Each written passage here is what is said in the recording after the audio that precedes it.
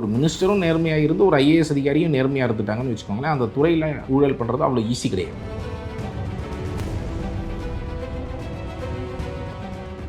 Periyar Maniammai Institute of Science and Technology, Tanjavur. We are the future. சென்னையோட next pull Padappai Japanese theme villa plots VGK Zenora garden plots from 18 lakhs and villas from 48 lakhs.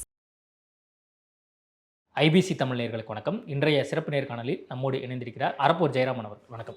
வணக்கம். இது நாள் வரைக்கும் நீங்கள் சொல்லிட்டு இருந்தீங்க, இந்த அரசாங்க இயந்திரத்தில் ஊழல் முறைகேடு இருக்குது அப்படின்னு சொல்லி, லஞ்சம் இருக்குது அப்படின்னு சொல்லி. ஆனால் இப்போது இருக்கக்கூடிய அரசாங்கம் அமைச்சர்கள்லாம் சொல்கிறாங்க, இது நாள் வரைக்கும் வந்து லஞ்சம் அதே மாதிரி ஊழல்லாம் இருந்தது அப்படின்னு வந்து உண்மையை ஒத்துக்கிறாங்க. எப்படி பார்க்குறீங்க? முதல் முறையாக நம்ம ஒரு அரசாங்கத்தில் அமைச்சர்கள் வெளியே வந்து பார்ட்டி ஃபண்ட் நாங்கள் வாங்க மாட்டோம், நாங்கள் வந்து ஊழல்கள் அப்படிங்கிறது இவ்வளோ நாளாக இருந்திருக்கலாம், இனிமேல் நாங்கள் அலோவ் பண்ண மாட்டோம், யாரும் லஞ்சம் கொடுக்க வேணான்னு ஒரு முதலமைச்சர் வந்து வெளியே ஓப்பனாக சொல்கிறது, இதெல்லாம் வந்து ரொம்ப ரொம்ப முக்கியமானதாக நம்ம பார்க்கணும். கண்டிப்பாக லஞ்சம் ஊழலை ஒழிய வேண்டும் என்றால் ஏதாவது ஒரு கிளாஸ், பியூரோக்ராட்டிக் கிளாஸ் ஒன்று இருக்குது, பொலிட்டிக்கல் கிளாஸ் ஒன்று இருக்குது. இப்போது இந்த ஒரு லஞ்சம் ஊழல் அப்படிங்கிறதே இதோடைய ஒரு கூட்டு சதியில் தான் தொடர்ந்து நடந்து வந்தது ஒன்றாக நம்ம பார்க்குறோம். அப்போது முதல் முறையாக ஒரு பொலிட்டிக்கல் கிளாஸ் வந்து நாங்கள் வாங்க மாட்டோம் அப்படின்னு சொல்லியிருக்கிறது, இது ரொம்ப ரொம்ப ஒரு முக்கியமான வெல்கம் ஸ்டெப்பாக நம்ம பார்க்குறோம், வரவேற்கிறோம். இந்த விஷயத்தை வரவேற்கிறதோட நம்ம வந்து ஓகே எல்லாம் ஒழிஞ்சிரும் அப்படின்னும் நம்ம இருந்துட முடியாது. ஏனென்றால் நமக்கு தெரியும் இது வந்து ஒரு வெல் ஆயில்டு மிஷின். அப்போது எந்த அளவுக்கு அதிகாரிகள் இதற்கு பழக்கப்பட்டிருக்கிறாங்க, ஈவன் இன்றைக்கி சொல்லக்கூடிய பொலிட்டிக்கல் கிளாஸே இன்னும் கொஞ்சம் நாளில் அதில் ஒன்றோடு ஒன்றாக ஆகிவிடுவார்களா அப்படிங்கிற ஒரு அச்சம், இது எல்லாமே நமக்கு வந்து இருக்குது. அப்போது இது ஆகாமல் இருக்கணும் அப்படின்னு சொன்னால் நாம் என்ன சொல்கிறோன்னா, நீங்கள் இந்த மாற்றங்களை சிஸ்டமிக்காக கொண்டு வாங்க. மரிய வில்சன் அவர்கள் வந்து ஃபினான்ஸ் மினிஸ்டர் பட்ஜெட் வாசிக்கும் பொழுது ரொம்ப முக்கியமாக அவர் ஒரு விஷயத்தை சொல்கிறாரு. அவர் சொல்கிறாரு, இந்த அரசாங்கத்தில் டெண்டர்களில் இந்த மாதிரி கொள்முதல்கள்லாம் ஊழல்கள் நடக்காத வண்ணம் நாங்கள் வந்து ஓப்பன் டெண்டராக விடுறோம், இது பண்ணுறோம்லாம் சொல்கிறாங்க. இப்போ நாங்கள் என்ன கேட்குறோன்னா, அதை வந்து ஒரு சொல்லளவில் மட்டும் இல்லாமல் நீங்கள்லாம் ஓப்பன் டெண்டராக விடுங்கன்னு மட்டும் சொல்லாமல் அதை சட்ட ரீதியான ஒரு வழிமுறையை உருவாக்குங்க. டிஎன் டிரான்ஸ்பரன்சி டெண்டர் சட்டத்திலேயே 1,00,000க்கு மேலே இருக்கக்கூடிய அனைத்து ஒப்பந்தங்களும் அனைத்து டெண்டர்களும் ஓப்பன் டெண்டர்களாக மட்டும்தான் விட முடியும் அப்படின்னு நீங்கள் சட்ட திருத்தம் அதில் கொண்டு வாங்க. அப்போது நாளைக்கு யாராவது அதை மீறினா சட்டத்தையே மீறக்கூடிய ஒரு செயலாக மாறிடும். அப்போ இந்த மாதிரியான பல வழிமுறைகளை நீங்கள் செய்யுங்க அப்படிங்கிறத நம்ம கேட்குறோம். வெறுமனா வந்து வாய் வார்த்தையாக இருக்கக்கூடாது, அது சட்ட ரீதியாகவும் ஒரு அங்கீகாரம் கொடுக்கணும் அப்படின்னு நீங்கள் சொல்கிறீங்க. பார்ட்டி ஃபண்டு வாங்க மாட்டோம் அப்படிங்கிற விஷயத்த வந்து தொடர்ந்து வந்து சொல்லிகிட்டே இருக்காங்க. ஆனால் இன்னும் கொஞ்ச நாளில் இதே நிலை தொடருமா அப்படிங்கிற ஒரு கேள்வியும் சந்தேகம் எல்லாத்துக்கிட்டையுமே இருந்துகிட்டே இருக்குது. இப்போ 100 நாள் ஆச்சு. இந்த 100 நாளில் அவங்க ஆரம்பத்தில் சொன்ன அதே நிலையில் தான் இருக்காங்களா, ஏதாவது ட்ராக் எதுவும் மாறுற மாதிரி இருக்கா? ஏன்னா அதிமுகவில் இருக்கக்கூடிய முன்னாள் அமைச்சர்கள்லாம் வந்து தாவேக்கால வரும்போது அப்போ சம்திங் ஏதோ ட்ராக் மாறுதோ அப்படிங்கிற ஒரு கேள்வி சந்தேகம் இயல்பாக எல்லாருக்குமே இயலும். இது நாள் வரைக்கும் எப்படி நடந்துக்கிட்டாங்களோ அதே மாதிரி தான் நடந்துக்கிறாங்களா? இந்த 100 நாளுடைய பர்ஃபார்மன்ஸ் நம்ம பார்க்கணும், இல்லை அதே நிலையில் தான் இருக்கிறாங்களான்னு பார்க்கணும். பெரும்பாலான துறைகள் அதே நிலையில் இருக்கிறதா தான் நான் பார்க்குறேன். ரொம்ப முக்கியமாக ஒரு சில இடங்களில் பிரச்சனைகள் இருந்திருக்கிறது. ஐ திங்க் அவங்க அதை அட்ரஸ் பண்ணணும். உதாரணத்துக்கு வக்கீல்கள் நியமனத்தில் குற்றச்சாட்டுகள் வந்தது.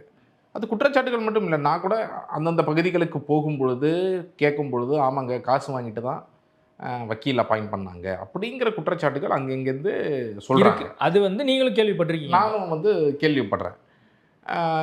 அதே மாதிரி வந்து நீங்கள் சில டிரான்ஸ்ஃபரன்ட் போஸ்டிங்ஸ்லாம், இப்போது WRDயோடைய டிரான்ஸ்ஃபரன்ட் போஸ்டிங்ஸ்லாம் கொஞ்சம் இஷ்யூஸ் வந்தது. இப்போ ரீசெண்டாக வந்து நமக்கு தெரிஞ்சிருக்கும். இன்ஃபேக்ட் அதோடைய செக்ரட்டரி சத்யபிரதா சாஹூ ரொம்ப சீனியர் ஐஏஎஸ் ஆஃபீஸர், அவரை வெயிட்டிங் லிஸ்ட்டில் போட்டிருக்கிறாங்க. பிரசாந்த் வாட்னரேவுக்கு வந்து அடிஷ்னல் போஸ்ட் வந்து கொடுத்துருக்குறாங்க. அது வந்து அங்கு நடந்த அந்த டிரான்ஸ்ஃபரன்ட் போஸ்டிங் நடந்த குளறுபடினாலையா என்ன அப்படிங்கிறது நமக்கு தெரியாது. பட் ஒரு பக்கம் இந்த மாதிரி செய்திகள் வருது, இன்னொரு பக்கம் அந்த மாதிரி ஒரு வெயிட்டிங் லிஸ்ட்டும் போடுறாங்க. ஸோ ஐ திங்க் ஒரு லெவலில் ஆக்ஷன்ஸ் வந்து நடந்துக்கிட்டு இருக்குது. இந்த மாதிரி நாங்கள் பல டெண்டர்கள் வந்து முறைகேடுகள்லாம் நடந்திருக்கு அப்படின்னும் போது அதை கேன்சல் பண்ணுறாங்க, அந்த விஷயங்கள்லாம் நடக்குது. ஸோ இது எல்லாம் எதை காட்டுது அப்படின்னு சொன்னால், இன்டென்ஷன், இன்னும் பொலிட்டிக்கல் கிளாஸுடைய இன்டென்ஷன் ஊழல் நடக்கக்கூடாது அப்படிங்கிறதுல இன்று வரை அவங்க ஸ்ட்ராங்காக இருப்பதாகத்தான் நான் பார்க்குறேன். 1-2 இந்த மாதிரி பிரச்சனைகளை தவிர ஈவன் லஞ்சம் கூட. நான் சமீபத்தில் ஆர்டிஓ இது மேட்டுப்பாளையம் புத்தக திருவிழாக்கு நான் போயிட்டு இருக்கும்போது அங்கே அந்த டிரைவர்கிட்ட கேட்டேன், ரெட் டாக்ஸி டிரைவர்கிட்டலாம் பேசும்போது அவர் சொல்கிறாரு, நான் வந்து இதுவரை ஒவ்வொரு முறை எஃப்சி போடணும் அப்படின்னு சொன்னால் எனிவே 2 வருஷத்துக்கு முன்னாடி எஃப்சி போடுறதுக்கு ஏதாவது ஒரு வழியில் எப்படி இருந்தாலும் 4000 புரோக்கர் வழியாக போய் இது வழியாக போய் தான் பண்ண முடியும். அது 4000 5000 1000 ஏதோ ஒரு வழியில் பணத்தை வாங்கிடுவாங்க இந்த மாதிரிலாம். ஆனாலும் இந்த முறை பார்த்தீங்க அப்படின்னு சொன்னால் நாங்கள் வந்து ஒரு பைசா நான் கொடுக்காம நான் எஃப்சி எடுத்துட்டேன் அப்படிங்கிறது அவர் சொல்கிறாரு. உண்மையிலேயே வாங்குறதில்ல இந்த ஆஃபீஸில் வாங்கலை அப்படின்றாரு. அந்த மாதிரி அனக்டோட்டலாக அங்கங்கே ரெஜிஸ்ட்ரேஷன் டிபார்ட்மெண்ட்லேருந்து ஒருத்தர் சொன்னார் எனக்கு. ரெஜிஸ்ட்ரேஷனுக்கு வந்து அவர் வந்து விட்னஸ் கையெழுத்து போடுறதுக்கு போனார். அவர் சொல்லியிருக்கிறாரு, நான் வந்து இப்போ லஞ்சம் கொடுக்குற இடத்துக்குலாம் நான் வரமாட்டேன், நீங்கள் வந்து லஞ்சம்லாம் கொடுக்குறதா இருந்தால் நான் வரமாட்டேன். இல்லைங்க கொடுக்க போகிறது இல்லை, நீங்கள் வாங்க அப்படின்னு சொல்லி போயிருக்கிறாங்க. அவங்க ரெஜிஸ்ட்ரேஷன் ஆஃபீஸ்லேயுமே பைசா கேட்கல, ரெஜிஸ்ட்ரேஷன் வந்து ஒரு பைசா கொடுக்காம நடந்தது அப்படின்னு சொல்லி சொல்கிறாங்க. ஸோ அந்த மாதிரி அங்கங்கே நமக்கு சில அனக்டோட்டலாக எக்ஸ்பீரியன்சஸ் வருது சொல்கிறாங்க. அப்போ இது எல்லாமே ரொம்ப ஹெல்த்தி. இதை வந்து சஸ்டெயின் பண்ணணும். அதுதான் நான் மீண்டும் மீண்டும் சொல்லி, இதெல்லாம் சஸ்டெயின் பண்ணணும்னா நீங்கள் சேவை பெறும் உரிமை சட்டம், நீங்கள் சிஸ்டமிக்கான மாற்றங்களை நோக்கி வேலை செய்வது. இப்போ சட்டப்பேரவை நிகழ்வு நடந்துட்டு இருக்கு. அதில் ஒரு இடத்துல ரகுபதி அவர்கள் ஒரு சில இடங்களில் 3% 4% கமிஷன்லாம் கூட இருக்குது அப்படின்னு வந்து சொல்கிறாரு. உடனே புஷி ஆனந்த் வந்து ஆதாரம் கொடுங்க, ஆதாரத்தோடு நீங்கள் சொன்னீங்கன்னா நாங்கள் நடவடிக்கை எடுக்கிறோம், என்னன்னு நாங்கள் பார்க்குறோம் அப்படின்னு சொல்லி சொல்கிறார். அந்த 3% 4% கமிஷன் ஏதாவது துறையில் உலாவற மாதிரி உங்களுக்கு எதுவும் தகவல் தெரியுதா? இல்லை, நிறைய துறைகளில் இருக்குது. அது வந்து என்னென்னா பில் பேமெண்ட்டுக்கு இப்போ வந்து ஒரு ஒப்பந்தம் கொடுக்குறாங்கன்னு வச்சுக்கோங்களேன். டெண்டர் கொடுக்கும் பொழுது பணம் பார்ட்டி ஃபண்டு வந்து வாங்குவாங்க. அந்த பார்ட்டி ஃபண்டு வந்து இப்போ வாங்கிறது கிடையாது. ஆனால் அதற்கு பிறகு வேலையெல்லாம் முடிச்சுட்டு கடைசியில் பில் பாஸ் பண்ணும்போது இருக்கு இல்லையா, அந்த ஒவ்வொரு டேபிள்லையும் பில் பாஸ் பண்ணக்கூடிய அந்த இன்ஜினியர் இருக்கிறாங்க இல்லையா, அவங்க 0.5% 1% அந்த மாதிரி அவங்களுக்கு ஏற்ற மாதிரி ஒரு இல்லை, நான் புரியறதுக்காக கேட்குறேன். பில் பாஸ் பண்ணி அதுக்கப்புறம் ஒரு பேமெண்ட் நடக்குது அப்படின்னு நீங்கள் சொல்கிறீங்க. அதை பர்சன்டேஜ் வைஸ் வந்து மாறுதுன்னு சொல்கிறீங்க. என்ன விஷயத்தில் அந்த மாதிரி நடக்கும்? நீங்கள் உதாரணத்தோடு ஏதாவது சொன்னீங்கன்னா பார்க்கக்கூடியவங்களுக்கும் இனிமேல் வந்து இது மாதிரி பண்ணக்கூடாது, இது மாதிரி கண்டிப்பாக வந்து நம்ம இதை கவனத்தில் கொள்ளணும் அப்படின்னு நினச்சிப்பாங்க. எந்த ஒரு வேலையாக இருந்தாலும், இப்போ சாலை போடுறதா இருக்கட்டும், இல்லை பில்டிங் கட்டுறதா இருக்கட்டும், இதெல்லாம் கான்ட்ராக்டர் கட்டி முடிச்சிடுறாரு, டெண்டரில் கட்டி முடிச்சிடுறாரு. கட்டி முடிச்சுட்டு கடைசியில் அவர் பில்லு கொடுப்பாரு.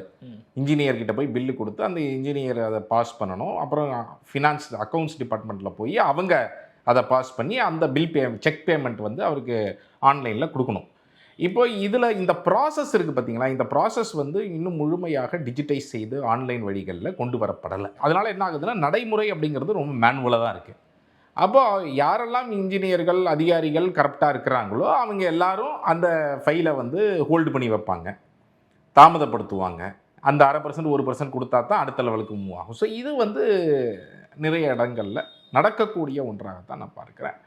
அப்போ அதை வந்து நடக்காமல் இருக்கணும் அப்படின்னு சொன்னால் அது மீண்டும் அதுலேயும் சிஸ்டமிக்கான விஷயங்கள் கொண்டு வரப்படணும். அதிகாரிகளுக்கான பயம் வந்திருக்கு. அதிகாரிகள் வந்து நான் என்ன அதாவது பலவிதமான அதிகாரிகள் இருப்பாங்க. நான் என்ன செஞ்சாலும் நான் ஊழல் செய்வேன்ற ஒரு அதிகாரி இருப்பாங்க. இன்னொரு செட் ஆஃப் அதிகாரி கொடுத்தா வாங்கிப்பேன்னு ஒரு செட் ஆஃப் அதிகாரிங்க இருப்பாங்க. இன்னொரு செட் ஆஃப் அதிகாரி மேலே அமைச்சர் எனக்கு ப்ரெஷர் போட்டாருன்னா நான் வாங்குவேன், இல்லைன்னா நான் வாங்காமல் இருப்பேன்.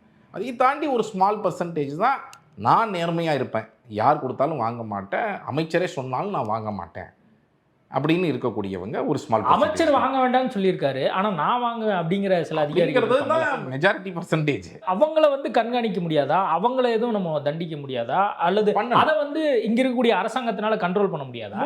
முடியும். அதுதான் அந்த சிஸ்டம் ரீதியான மாற்றங்கள். இப்போ உதாரணத்துக்கு நாங்கள் இப்போ பொள்ளாச்சியில் WRDயில் இங்கே மேலேருந்து உத்தரவு இருக்குது ரொம்ப தெளிவாக, எந்த விதமான சைட் இன்ஸ்பெக்ஷன் சர்டிஃபிகேட்டும் கேட்கக்கூடாது ஒப்பந்தத்துக்குன்னு. ஆனால் அங்கே ஒப்பந்தம் போடுறாங்க பொள்ளாச்சியில், நான் கிட்டத்தட்ட 28 டெண்டர் எல்லாத்துலேயும் சைட் இன்ஸ்பெக்ஷன் சர்டிஃபிகேட் கேட்குறாங்க.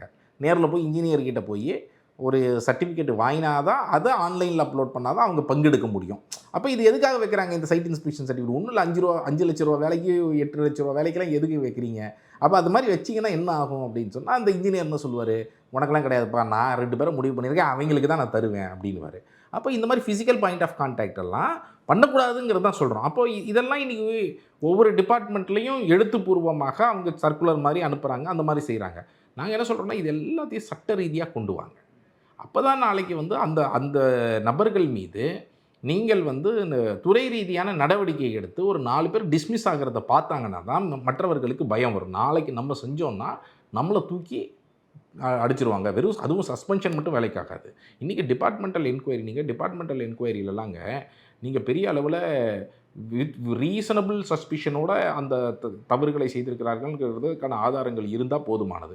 கிரிமினல் அஃபென்ஸ்க்கு தான் நீங்கள் வந்து பர்ஃபெக்டாக ஒருத்தரை வந்து கிரிமினல் அஃபென்ஸில் தண்டிக்கப்படணும்னா அவர் பணம் வாங்கினதுக்கான ஆதாரங்கள் எல்லாமே இருக்கணும். இப்போ விதிகளை மீறி இருக்கிறார் அப்படின்னா நீங்கள் வந்து டிஸ்மிஸ் பண்ண முடியும் டிபார்ட்மெண்டல் என்கொயரியிலேயே. ஸோ அந்த மாதிரி நடவடிக்கைகளை அரசாங்கம் நிறைய எடுக்க ஆரம்பிக்கணும் ஊழல் அதிகாரிகள் மீது.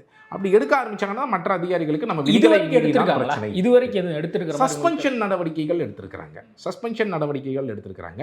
டிஸ்மிசல் நடவடிக்கை அப்படிங்கிறது அந்த ப்ராசஸை வந்து ரொம்ப சீக்கிரமாக அவங்க ஃபாலோ பண்ணணும். சார்ஜ் கொடுக்கணும் அந்த அதிகாரிக்கு, அவருக்கு நோட்டீஸ் கொடுத்து அவருடைய சார்ஜுக்கு அவர் என்ன பதில் அப்படிங்கிறத அவர் சொல்லணும். என்கொயரி நடத்தி வேகமாக முடித்து உங்களை ஏன் டிஸ்மிஸ் பண்ணக்கூடாதுன்னு ஒரு ஷோகாஸ் நோட்டீஸ் கொடுத்து அதற்கான பதிலை வாங்கி அதற்கு பிறகு டிஸ்மிஸ் பண்ணணும். அப்போ இந்த ப்ராசஸை அவங்க வேகமாக ஒரு 3 மாத காலத்திற்குள்ளே செஞ்சு அந்த மாதிரி அதிகாரிகள் டிஸ்மிஸ் செஞ்சாங்க அப்படின்னு சொன்னால் அப்போ மற்றவர்களுக்கெல்லாம் ஒரு பயம். சில அதிகாரிகளுக்கு பயம்லாம் வந்திருக்கு அப்படின்னு நீங்கள் சொல்கிறீங்க.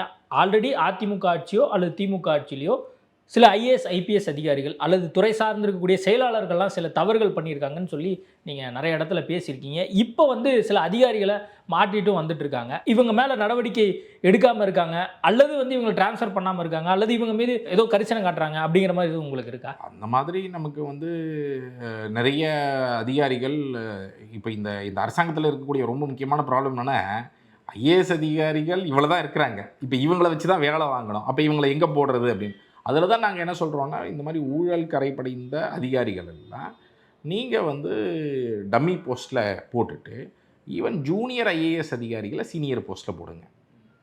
அவங்க நேர்மையானவங்கன்னு தெரியுது, எக்ஸ்பீரியன்ஸ் இல்லைன்னா அது கற்றுக்குவாங்க. மிச்ச விஷயங்கள் எப்படி இப்போ பண்ணணுங்கிறத கற்றுக்குப்பாங்க ஒரு ஜூனியர் ஐஏஎஸ் அதிகாரி. ஆனால் அவங்க நேர்மையாக இருக்கிறது தான் ரொம்ப முக்கியம்.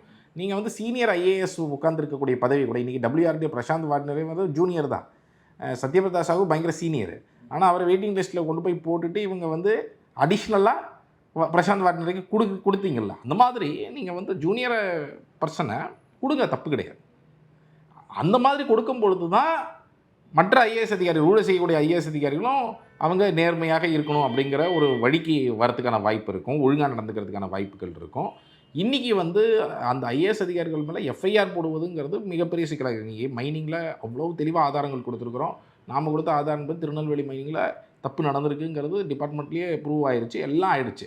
ஆனால் இன்னி வரைக்கும் இப்போ ஜெயகாந்தன் ஐஏஎஸ் மேலேயோ மற்றவர்கள் மேலேயோ எஃப்ஐஆர் போடுறதுக்கு கூட இந்த அரசாங்கம் தயங்குறாங்க.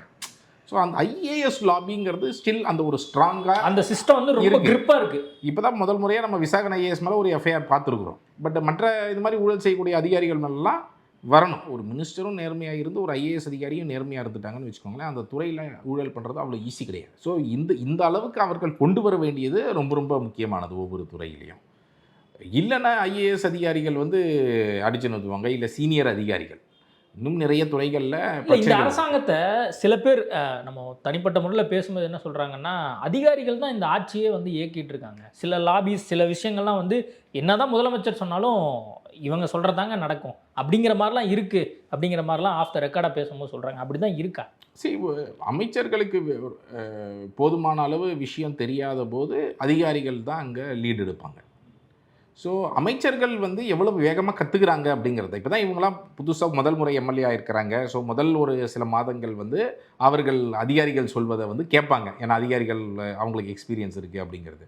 ஆனால் அமைச்சர்கள் செய்ய வேண்டிய ரொம்ப முக்கியமான ஒரு விஷயம் என்ன அப்படின்னா, மக்கள் சொல்வதை காது கொடுத்து கேட்டு எது லாஜிக்கலாக கரெக்டாக இருக்குது அப்படிங்கிறத அவர்கள் உணர்ந்து, மக்களுக்கு பக்கம்தான் இந்த திட்டங்கள் இருக்கிறதா, சட்டங்கள் இருக்கிறதா அப்படிங்கிறதெல்லாம் பார்த்து அவர்கள் செயல்படணும்.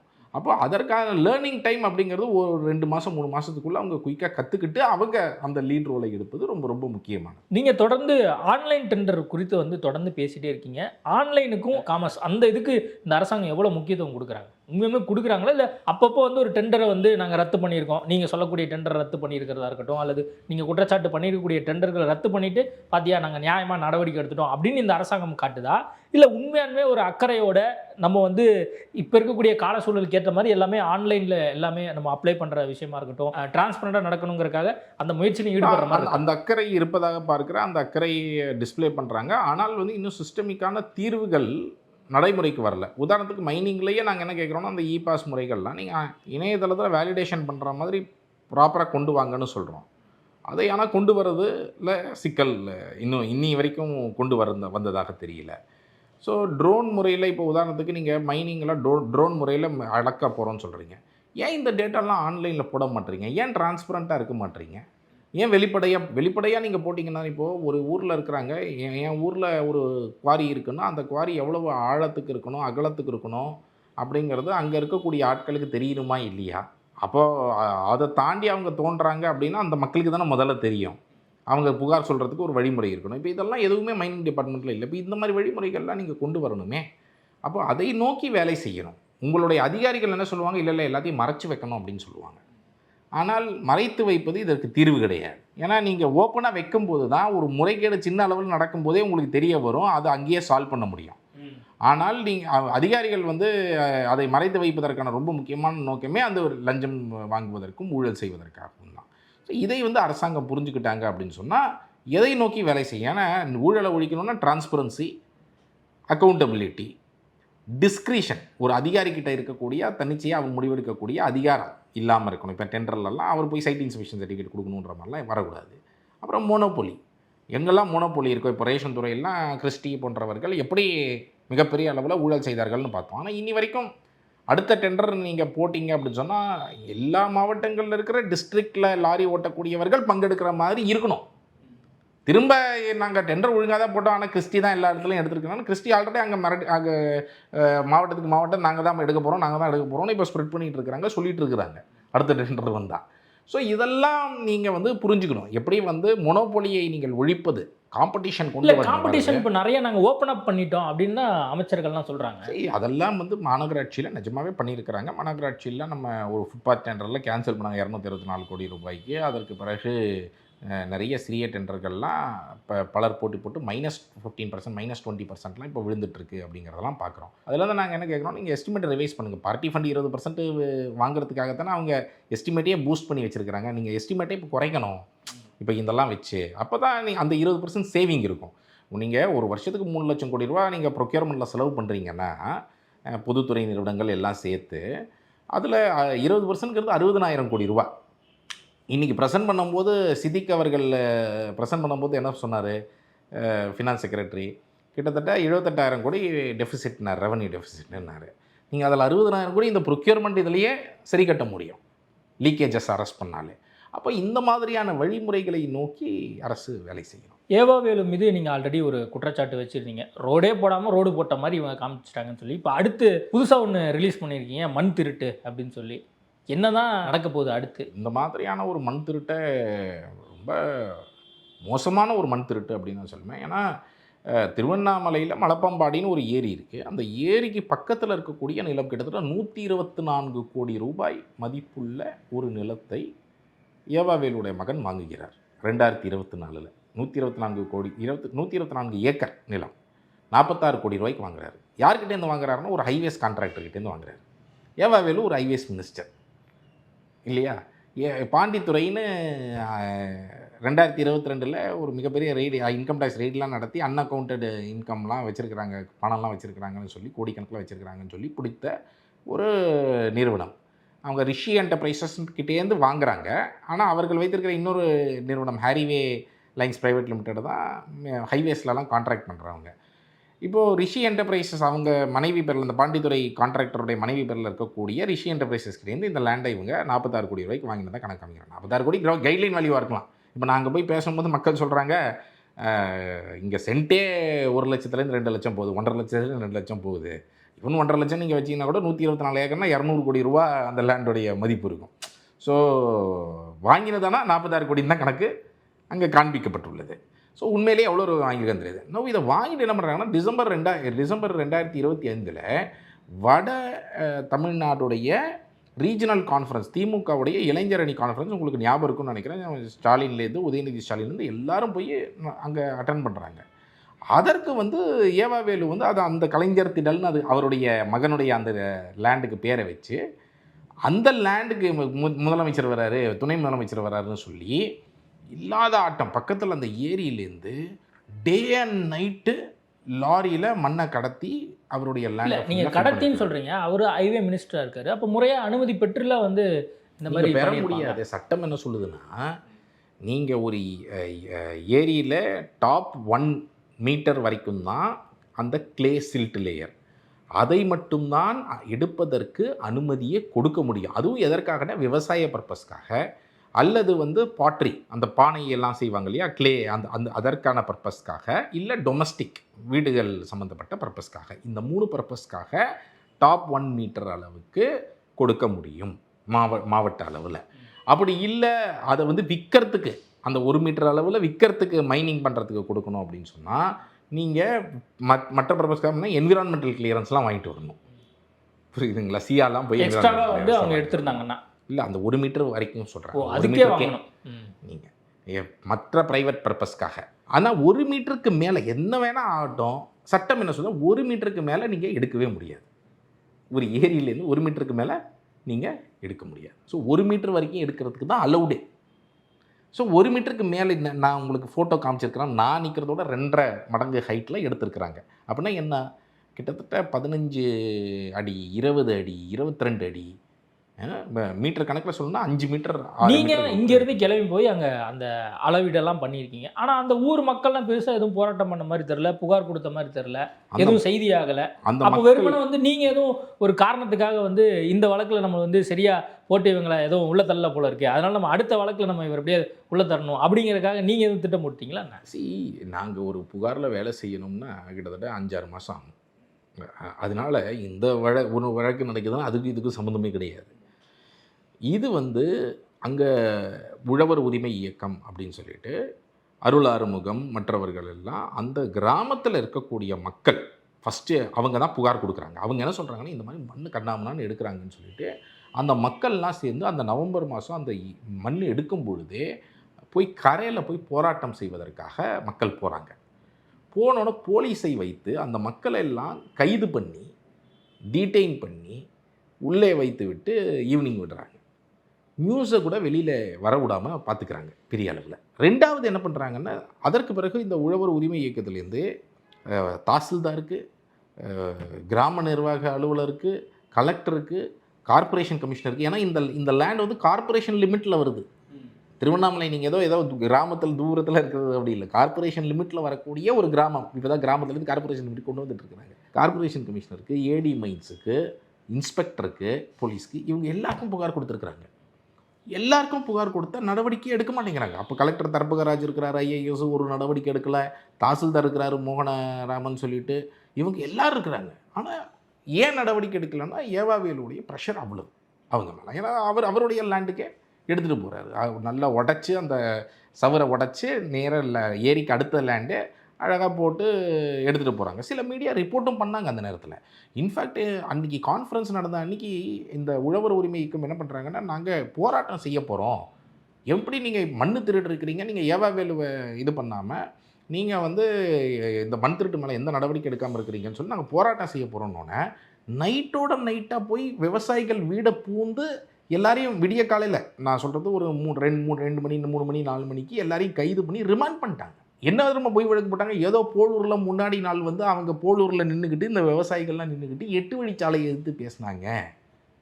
எங்கே 8 வழிச்சாலைக்கு இப்போக்கி என்னங்க சம்மந்தம்? 2025 சம்மந்தமே இல்லாமல் ஒரு பொய் வழக்கை போட்டு விவசாயிகள் எல்லாரையும் ரிமாண்ட் பண்ணிட்டாங்க. ஸோ அந்த அளவுக்கு அராஜகம் செஞ்சு தான் அந்த திமுக கான்ஃபரன்ஸ் நடந்தது. அப்போ இது வந்து நீங்கள் 45 ஒரு 50 ஏக்கருக்கு மேலே அந்த ஏரி இருக்குங்க. நான் ரொம்ப கன்சர்வேட்டிவாக நான் வந்து குறைந்தபட்சம் போட்டால் கூட 12 ஏக்கர் அளவில் எடுத்துருக்குறாங்க.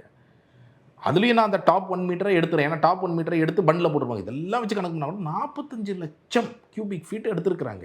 8 கோடி ரூபாய்க்கு மேலே அரசாங்கத்துக்கு நேரடியாக இழப்பு. இது சமன்படுத்தி அவருடைய இடத்தை சமன்படுத்தி அவர் சொத்து சேர்ப்பதற்காக வேலை செஞ்சுருக்கிறார். இது டைரெக்டான குவிட் ப்ரோ, டைரெக்டான கேஸ், டைரெக்டான லஞ்ச இன்ஃபேக்ட் ஊழல் வழக்கு இது. ஏன்னா ஊழலில் பெரும்பாலும் அவருக்கு என்ன ஆதாயம் வந்ததுங்கிறத ப்ரூவ் பண்ணுறது கஷ்டம். இந்த வழக்கு டைரெக்டாக அவருக்கே ஆதாயம், அவருடைய பையனுடைய லேண்டு, அவருடைய பார்ட்டி கான்ஃபரன்ஸ்க்காக பண்ணியிருக்கிறாரு. அது மட்டும் இல்லை, ஹைவேஸில் ரோடு போடுற, ஹைவேஸை கூட்டின்னு வந்து அவங்க பண்டு மேலே ரோடு போடுறாங்க. பண்டு மேலே ரோடு எப்படி போட முடியும்? அதுவும் ஒரு அகலமான அப்ப ரோடு. இதுக்கான எல்லா ஆதாரமும் உங்கள்கிட்ட இருக்கு. இது எல்லா ஆதாரங்களையும் போய் மக்களும் சேகரிச்சு வந்து உங்க கூட தான் இருக்கிறாங்க. மக்கள் இருக்கிறாங்க. மக்கள் அஃப்கோர்ஸ் மக்களுக்கு பயம் இருக்கு. மக்கள் ஆட்சி எந்த அளவுக்கு மாறிடுச்சுல, பயப்படுவாங்க ஆட்சி அப்படிங்கிறது. மாறிடுச்சுல. அதான் ஆட்சி மாறினாலும் உங்களுக்கு சொல்ல முடியாது. நீங்கள் ஆட்சி மாறிச்சு நீங்கள் சொல்கிறீங்க. இதே திருவண்ணாமலையில் கீழ்பெண்ணாத்தூரில் நான் ஒரு புகார் கொடுத்துருக்குறேன். உதாரணத்துக்கு புகார் கொடுத்து அந்த கீழ்பெண்ணாத்தூர் ஒன்றும் இல்லைங்க, இந்த டவுன் பஞ்சாயத்து ஒரு ஆர்டிஐயில் ஒரு அங்கே இருக்கிற 2 பசங்க கேட்குறாங்க. ஆர்டிஐயில் கேள்வி கேட்டால் அவங்கள போய் மிரட்டுறாங்க. அப்போ வந்து அங்கே டவுன் பஞ்சாயத்துடைய பிரசிடெண்ட்டாக இருக்கக்கூடியவர் டிஎம்கேக்காரர் போய் அவங்க அந்த அதிகாரிகள்லாம் என்ன பண்ணுறாங்க, இவங்களோட இன்ஃபர்மேஷனே அதிகாரி டவுன் பஞ்சாயத்து பிரசிடெண்ட்டை கொடுத்துட்டாங்க. அவங்க மிரட்டுறாங்க. இவங்க உடனே என்கிட்ட சொல்கிறாங்க, நான் ஒரு கடிதம் எழுதுகிறேன், இந்த மாதிரிலாம் பண்ணுறாங்க, ஒரு ஆர்டிஐயில் கொடுத்தா அந்த தகவலை கொடுக்கக்கூடாது வெளியே, அவங்க இன்ஃபர்மேஷன்லாம் கொடுத்துட்டாங்கன்னு நான் ஒரு புகார் கொடுத்துருக்குறேன். புகார் கொடுத்ததுக்கு பிறகு இப்போ அந்த விசாரணையை அந்த போலீஸ் ஸ்டேஷனில் எடுத்துருக்குறாங்க. அந்த போலீஸ் ஸ்டேஷனில் என்ன பண்ணுறாங்க தெரியுமா, ஏன்னா இன்ஃபர்மேஷன் கமிஷன்லாம் போய் அவங்க அனுப்பிச்சிருக்கிறாங்க. இப்போ அந்த போலீஸ் ஸ்டேஷனில் என்ன பண்ணுறாங்க, தினம் அந்த 2 பேரை அவங்களெல்லாம் கூப்பிட்டுட்டு ஃபோன் பண்ணி கூப்பிட்டு, இந்த மாதிரி அறப்புரை இது வந்திருக்கு, நீங்கள் வாங்க, நான் அந்த அதிகாரியும் கூப்பிட்றேன், உட்கார வச்சு பேசுவோன்னு சொல்லி அந்த போலீஸ் ஸ்டேஷனில் கீழ்பெண்ணாத்தூர் போலீஸ் ஸ்டேஷனில் அந்த எஸ்எஸ்ஐ குமார் உட்காந்து கட்ட பஞ்சாயத்து பண்ணுறதுக்கு கூப்பிட்டு இருக்கிறாரு. என்ன இதுதான் ஆக்சுவலாக நடந்துகிட்டு இருக்கு. இன்ஃபேக்ட் நாங்கள் அதான் சொல்லிடுவோம், நீங்கள் ஒரு போலீஸ் ஸ்டேஷன் செய்ய வேண்டிய வேலை என்ன, கட்ட பஞ்சாயத்தா? அவங்க என்ன பண்ணணும்னா, ஓகே உங்களை மிரட்டினாங்களா, என்ன வந்து எனக்கு நான் சம்மன் கொடுக்குறேன், நீங்கள் வந்து உங்களுடைய ஸ்டேட்மெண்ட் எழுதி கொடுத்துட்டு போங்கன்னு சொல்லணும். சம்மன் கொடுங்க, நாங்கள் வரோன்னு கூட சொல்லிட்டாங்க. சம்மன் கொடுக்க மாட்டுறாங்க. ஏன்னா அது கட்ட பஞ்சாயத்து பண்ணி எப்படியாவது முடிக்கணும் அப்படிங்க. ஸோ அந்த அளவில் தான் உங்களுக்கு கிரவுண்ட் லெவலில் இருக்கக்கூடிய அதிகாரிகள் இருக்கிறாங்க இன்னும், ஆட்சி மாதிரி இருந்தால் கூட. ஸோ இதுதான் சிச்சுவேஷன். இப்போ ஏவா வேலு வழக்கில் என்ன நடக்கணும்னு நீங்கள் எதிர்பார்க்குறீங்க? சரி, உடனடியாக இது எஃப்ஐஆர் பதிவு பண்ணணும். இது பார்த்தாலே உங்களுக்கு தெரியும், அந்த எல்லா ஃபோட்டோஸோட ரொம்ப டீட்டெயில்டாக எல்லாமே எடுத்து கொடுத்துருக்குறோம் லஞ்ச ஒழிப்புத்துறைக்கு. அப்பியரன்ஸ் ஆஃப் ஆஃபீஸர் இருந்தாலே நீங்கள் ஸ்ட்ரெயிட்டாகவே எஃப்ஐஆர் பதிவு பண்ணி தான் நடவடிக்கை எடுக்கணும். ஸோ எஃப்ஐஆர் பதிவு பண்ணுங்கள். உடனடியாக லஞ்ச ஒழிப்புத்துறை இந்த மான்சூன் வரதுக்கு முன்னாடி போய் சூப்பர் செக் பண்ணி அவங்க ப்ராப்பராக மெஷர்மெண்ட் பண்ணி அது எல்லா ஆதாரங்களையும் எடுக்கணும். அதெல்லாம் செஞ்சு விசாரணை ப்ராப்பராக பண்ணி இதில் வந்து கண்டிப்பாக ஏவா வேலு அவர்களுக்கும் அவர் மகனுக்கும் மற்ற அதிகாரிகளுக்கும் துணை இருந்த அதிகாரிகளுக்கும் அவங்க சிறை தண்டனை வாங்கி கொடுக்கணும். இந்த ஊழல் வழக்கில் அந்த பணத்தை மீட்கணும், அந்த ஏரியை ரெஸ்டோர் பண்ணணும், இதெல்லாம் செய்யணும். அறப்போர் இயக்கம் வந்து பல்வேறு புகார்கள், முறைகேடுகள் இதெல்லாம் நடந்துகிட்ருக்கு அப்படின்னு வந்து நீங்கள் தொடர்ந்து வந்து பொதுவெளியில் எக்ஸ்ப்ளோர் பண்ணிட்டே இருக்கீங்க. இது குறித்து விஜய் என்ன நினைக்கிறதா நீங்கள் பார்க்குறீங்க?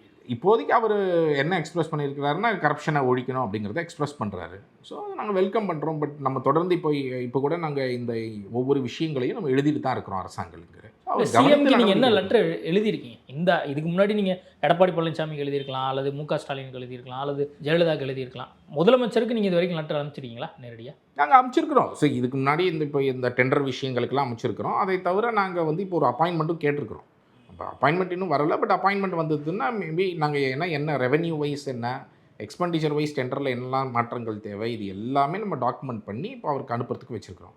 ஏற்கனவே எலெக்ஷனுக்கு முன்னாடியே அவருக்கு நாங்கள் வந்து ஒரு டீட்டெயில்டான ஆன்டி கரப்ஷன் மேனிஃபெஸ்டோ என்னெல்லாம் செய்ய வேண்டும் அப்படிங்கிறத ரொம்ப டீட்டெயில்டாக அமைச்சிருக்கிறோம் தேர்தலுக்கு முன்பு. ஸோ தேர்தலுக்கு பிறகும் இப்போ ஒருவேளை சந்திக்க அவகாசம் கிடைக்கலன்னா அந்த லெட்டரையும் நாங்கள் உடனடியாக அனுப்பிடுவோம் இன்னும் ஒரு வாரத்துக்குள்ளே. ஏனென்றால் இந்த சட்ட ரீதியான மாற்றங்கள் எல்லாம் தான் ரொம்ப ரொம்ப முக்கியமானது. ஓகே, நிறைய விஷயங்கள் குறித்து பேசியிருக்கோம். நேர்காணல் கொடுத்ததுக்கு மிக்க நன்றி. நன்றி. Periyar Maniammai Institute of Science and Technology, Thanjavur. We are the future. சென்னையோட next pull Padappai Japanese theme villa plots VGK Zenora Garden. Plots from 18 lakhs and villas from 48 lakhs.